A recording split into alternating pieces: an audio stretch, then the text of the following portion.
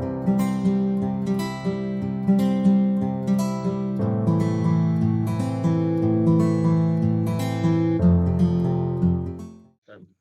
Assalamualaikum warahmatullahi keenam. wabarakatuh. Salam.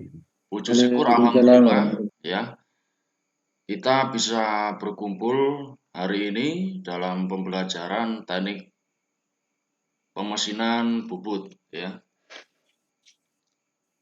Gimana anak-anak, sehat ya? Halo? Sehat, Pak. Sehat, Pak. Ya, terima kasih. Nah, apa itu? Anda masuk teknik pemesinan ini harus cinta ya, harus cinta dulu ya. Kenapa harus cinta dulu ya? Karena urusan kalau sudah suka itu pasti semangat dengan ilmu yang disampaikan nantinya. Ya, Anda masuk jurusan ini ya, kalian harus cinta dan harus mendalami secara semangat ya. Saya rasa Anda sudah dalam keadaan sehat. Dan sekarang apa ada nggak yang nggak semangat ini hari ini? Semangat semua ya? Halo? Semangat semua, Pak. Semangat, Pak. Oke, kalau Anda semangat, saya juga harus semangat ya. Baik, untuk pelajaran hari ini adalah teknik pembubutan ya anak-anak ya. Dimana teknik pembubutan ini mencakup berbagai hal atau cara proses pembubutan dengan menggunakan prosedur dan tata cara yang dibenarkan oleh dasar-dasar teori yang didukung. Kemudian disertai penerapan kesehatan keselamatan kerja ya. Nah, untuk pertemuan yang kemarin kita sudah membahas bagaimana apa itu bagian-bagian dari mesin bubut. Kemudian kita sudah membahas parameter pemotongan mesin ya. Maka kali ini saatnya saya menyampaikan teknik pembubutan ya, teknik pembubutan. Di mana tujuan belajar kali ini kalian harus bisa menerapkan teknik pembubutan yang baik dan benar ya. Cakupan belajar kita adalah yang pertama kalian harus bisa memasang pahat dengan benar ya. Itu yang pertama. Yang kedua, kalian harus memasang benda kerja dengan baik dan benar juga ya. Harus center, harus kuat ya. Dan kemudian kalian harus bisa mengatur kecepatan spindle ataupun mengatur kecepatan penyayatan. Nah, nantinya ya. Karena kemarin saya sudah menyampaikan apa itu namanya bagian-bagian mesin ya, perlengkapan mesin apa yang harus digunakan ya, kemudian bahan apa saja yang bisa dibubut ya. Maksud saya bahan dan pahat yang sesuai dengan teknik pembubutan ya, seperti itu.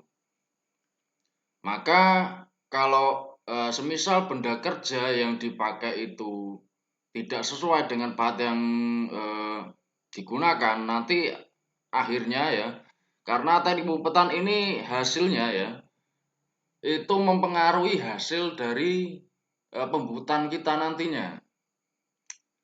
Ya, apakah sesuai dengan sesuai dengan gambar kerja, kemudian kehalusannya bagaimana ya, seperti itu. Kemudian nantinya kalau kita gegabah ya, tanpa melakukan atau tahu cara-cara teknik yang benar ya, kita akan membahayakan diri kita sendiri ya. Membahayakan mesin itu ya, mesinnya cepat rusak bisa jadi seperti itu, atau kita yang celaka ya. Atau kita yang celaka.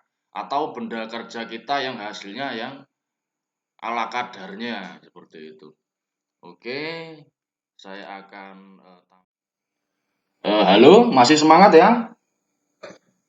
Masih Pak. Masih Pak. Masih semangat. Oke, sudah muncul ini. Sudah Pak. Oke. Ya Pak. Tolong perhatikan video dari permasalahan hasil bubut yang kurang baik berikut ini ya. Seperti itu, atau kisaran ST 90 mungkin ya. Oh, kayaknya keras banget. Itu yang pertama bisa jadi. Sebenarnya pertanyaan ini sudah terjawab via diskusi di Facebook, tapi ini perlu saya share. Barangkali nanti ada teman-teman yang masih sama-sama belajar di mesin bubut itu mengalami hal yang serupa. Oke. Ini digunakan pahat inset ya, digunakan pahat inset. Kemudian kalau sekilas ini benda kerjanya ini keras. Jadi dilihat pahat inset dengan benda kerja ini hasilnya kok tidak bisa halus, padahal inset loh ya. Oke. Kemudian setelah saya tanya tentang sudut buangnya, ini seperti ini sudah bagus sebenarnya sudut buangnya. Akan tapi kita perlu lihat di sebelah sini. Ini kalau pahat inset itu mesti di sini ada R sedikit ya, ada R sedikit. Jadi kalau misalnya ini agak mepet sedikit juga enggak masalah ya, karena ada R sedikit. Beda dengan HSS yang kita asah. Tapi sebenarnya sudut Mungkin sudah cukup videonya, ya tidak terlalu panjang. Dengan gambar ini ya, dengan gambar benda kerja ini, dengan video yang tadi disampaikan oleh pemapar di video ini, apakah dari anak-anak dapat menyimpulkan apa sih faktor yang membuat benda kerja ini seperti ini? Ini kan bisa dilihat permukaannya tidak halus, kemudian kayaknya benda kerja antara ujung satu dengan ujung lainnya itu tidak sama ya, atau tirus ya. Coba ada nggak yang paham dengan ini? Halo?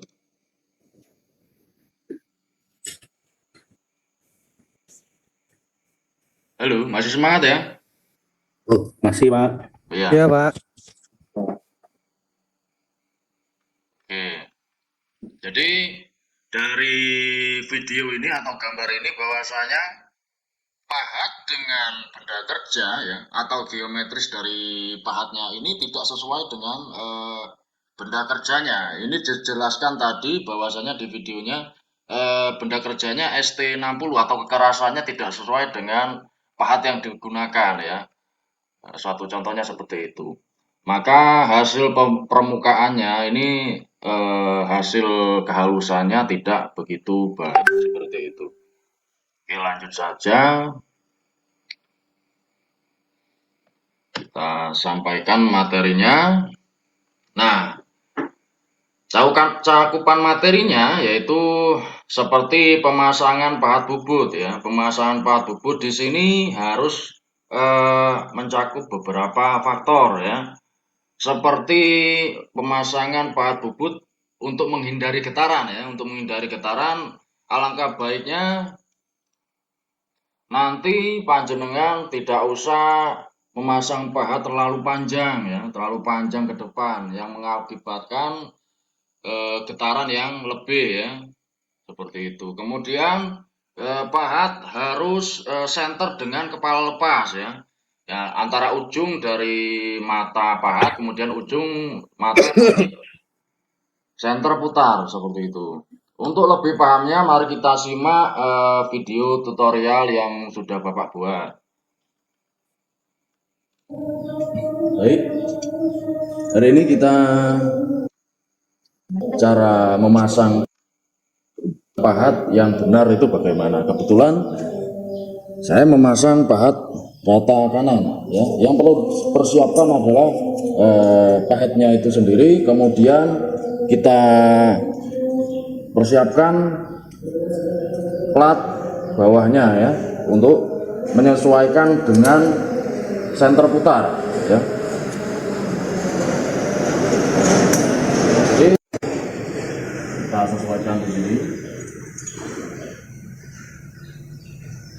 Ini pemasangan pahat pada usahakan ya.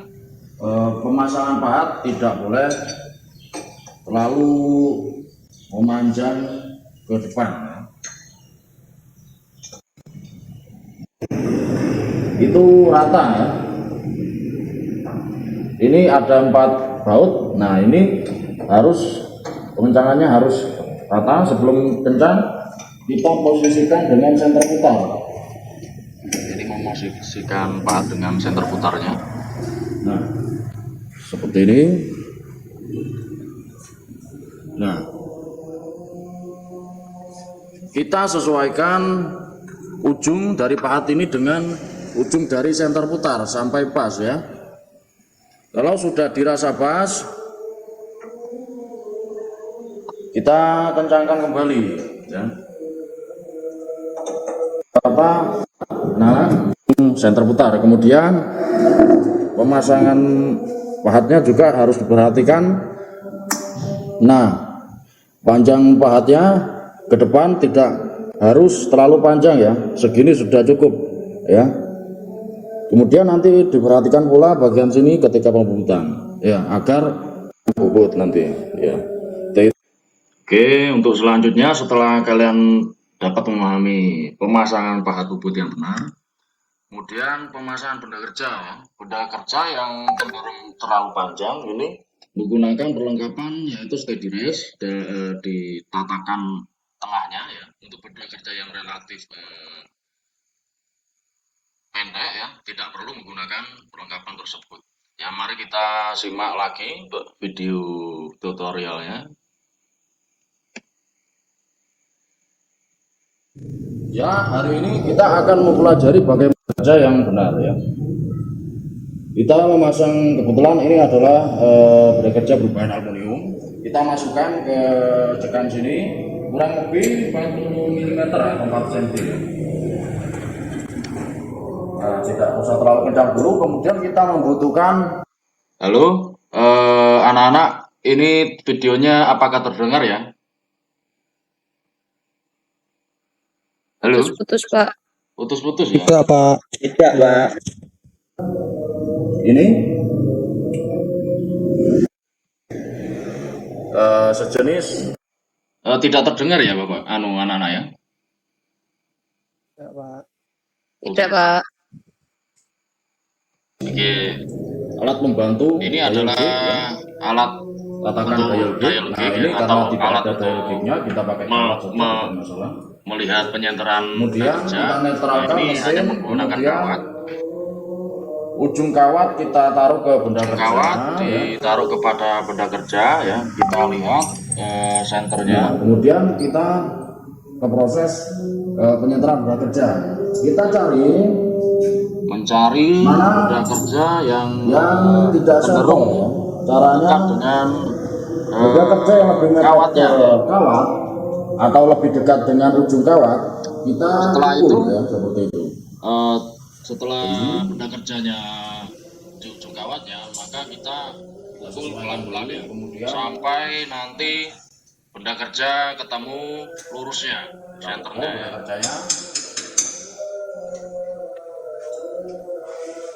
Nah, lakukan penyenteran sampai kawat dengan benda kerja sehingga benda kerja.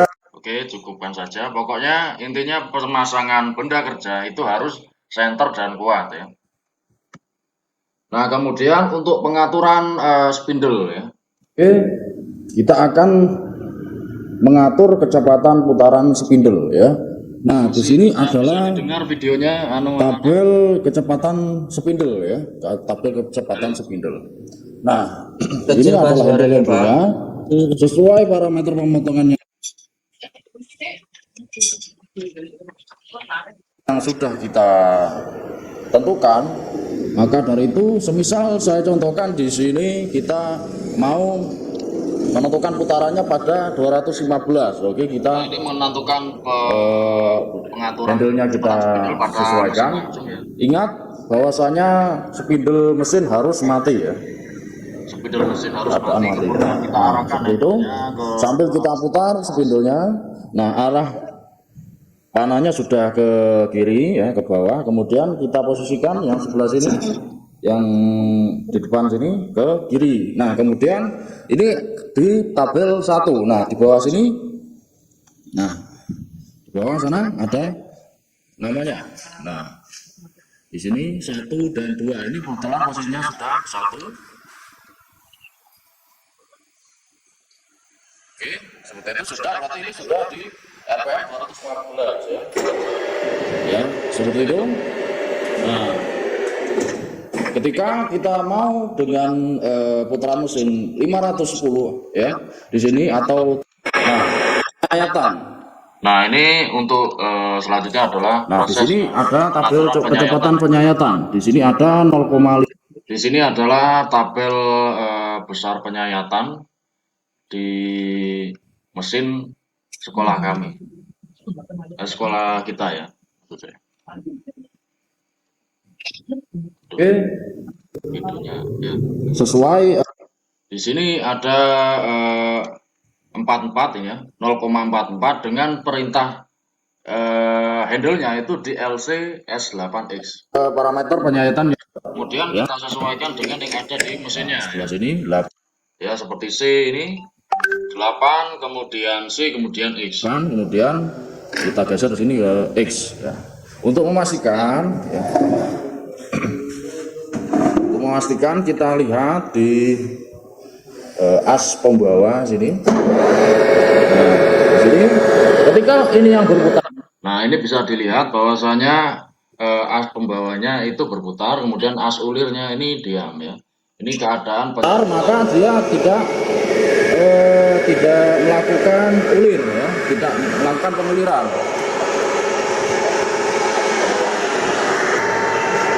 Untuk pengaturan otomatis ya, di sini ada handle. Nah, di sini adalah handle di mana pengaturan otomatis ya. Kalau di handle-nya diarah ke atas, itu yang otomatis adalah eretan memanjangnya ya, eretan memanjang. Kemudian kalau handle-nya dimasukkan ke dalam, kemudian ke bawah ya, ke dalam terus kita tarik ke bawah, maka eretan melintangnya yang otomatis seperti itu. Nah, ini yang di sebelah sini adalah handle untuk pengaturan penguliran ya. Ini untuk tahap selanjutnya saja ya. Kita memahami bagaimana geser lagi. Ya, untuk ulir di sebelah sini. Nah, ini untuk Ya, cukup saja untuk kemudian setelah kita melakukan apa tadi pemasangan pahat, kemudian pemasangan beda kerja, kemudian pengaturan spindle ya pada mesin langsung, kemudian pengaturan kecepatan penyayatan ya, besar penyayatan maksud saya. Kita melakukan proses phasing. Nah, proses phasing ini adalah peratan 1 menit lagi ya. Oke, Pak. Adalah peratan permukaan yang digunakan ketika kita tahu benda kerja itu miring ketika dipotong seperti itu. Kemudian kita harus memastikan sumbu center spindle harus sesuai dengan kepala lepas seperti itu. Nah, kita lakukan pembungutan benda kerja pada lubang center menggunakan center drill ya. Kita ganti dari center putar hati ke center drill. Kemudian kita lanjutkan ke pembungutan lurus rata. Nah, ini pembungutan lurus rata adalah pembungutan dengan diameter sama antara ujung satu dengan ujung yang lainnya seperti itu. Nah, setelah Bapak menyampaikan beberapa materi ya di kelas ini, silakan copy ya, di copy saya sudah share ke WA group ya untuk link langkah-langkah pembungutan lurus yang dan rata ya. Silakan dipahami sendiri sebelum nanti kita proses praktikum ya, sebelum nanti kita ke lab ya. Saya kasih waktu sekitar 15 menit ya untuk memahami bagaimana langkah-langkah pembuatan lurus rata ya. Kemudian ini adalah gambar kerja ya, gambar kerja yang harus kalian kerjakan yang nantinya ya. Kemudian ini adalah link dari Google Drive ya, bisa nanti saya share ke grup WA ya. Seperti itu. Nah, mari kita menuju ke laboratorium teknik pemesinan ya, atau lab bubut ya, untuk mengerjakan LKPD yang sekarang Bapak berikan ya.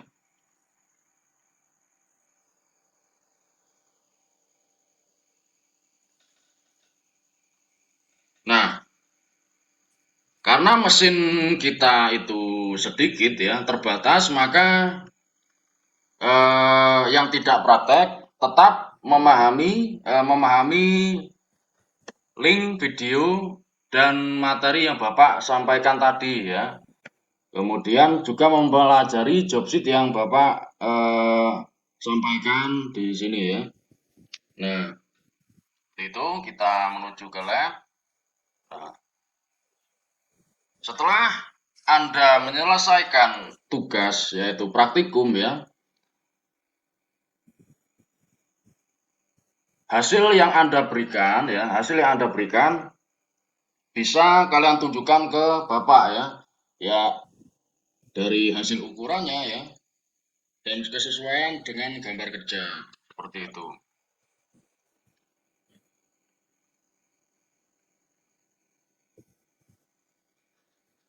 Setelah dari proses praktikum dan pemberian materi yang Bapak berikan di sini, apakah ada kesulitan dari penyampaian saya? Halo? Nggak ada ya? Nah, silakan Anda evaluasi ya, atau narik kesimpulan ya, tentang materi yang saya sampaikan tadi, dan kemudian tarik kesimpulan atau kesulitan-kesulitan apa saja yang Anda dapatkan ketika praktikum ya, seperti itu. Kemudian untuk penutupnya, tetap semangat belajar anak-anak ya, karena Anda itu di sekolah vokasi ya, Anda harus meskipun